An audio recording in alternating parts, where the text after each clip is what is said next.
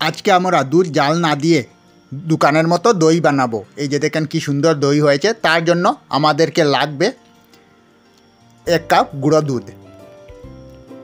আমি 2 কাপ গুঁড়ো দুধ নিয়েছি।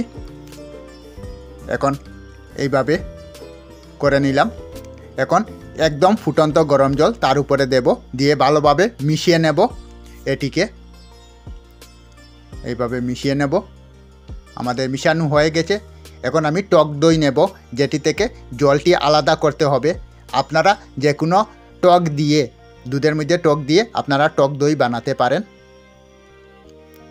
এই যে জল পড়ছে। এখন আমরা ক্যারামেল বানাবো। আপনারা ক্যারামেল না বানালে ডিরেক্ট চিনিও দিতে পারবেন।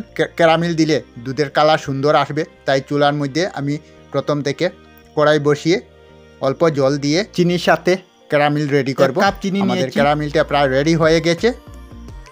এই যে দেখেন ক্যারামেল রেডি হয়ে গেছে। তার মধ্যে অল্প আমি দুধ দিলাম।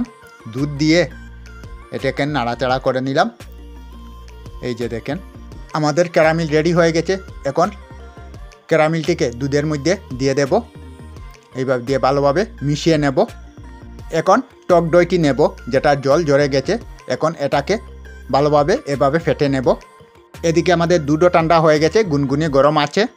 এখন অল্প দুধের মধ্যে ক্যারামেল দিয়ে ভালোভাবে মিশিয়ে নেব। এইভাবে মিশানোর পর সব ক্যারামেল আমরা দুধের মধ্যে দিয়ে দেব। তারপর এইভাবে ভালোভাবে মিশিয়ে নেব। আমি একটি মাটির হাঁড়ি নিয়েছি। আপনারা স্টিলের বাসনও নিতে পারেন বা যে কোনো বাসন নিতে পারেন, প্লাস্টিকের কন্টেনারও নিতে পারেন। তার মধ্যে এটিকে দিয়ে দিলাম সব কয়টি দুধকে। এখন একটি থালার উপরে নিয়ে নেব এইভাবে।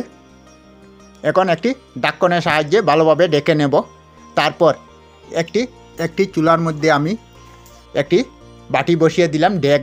তার উপরে ভিতরে একটি রিং দিলাম এবং এই দইটিকে থালার সইতে এইভাবে রেখে দেব। রাখার পর রেখে দেব একটি মোটা কাপড় দিয়ে একদম লো হিটে এইভাবে 1 ঘন্টার মতো রাখতে হবে। 1 ঘন্টা হয়ে গেছে। এখন নামিয়ে নেব। নামিয়ে এটি ফ্রিজের মধ্যে রেখে দেব।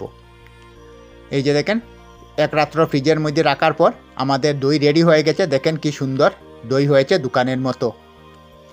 এই যে দেখেন আমি কেটে দেখাচ্ছি 1 চামচ নিয়ে। আপনারা ঘরে একবার নিশ্চয়ই এই রেসিপিটি ট্রাই করে দেখবেন। আমার মনে হয় খুব ভালোই লাগবে।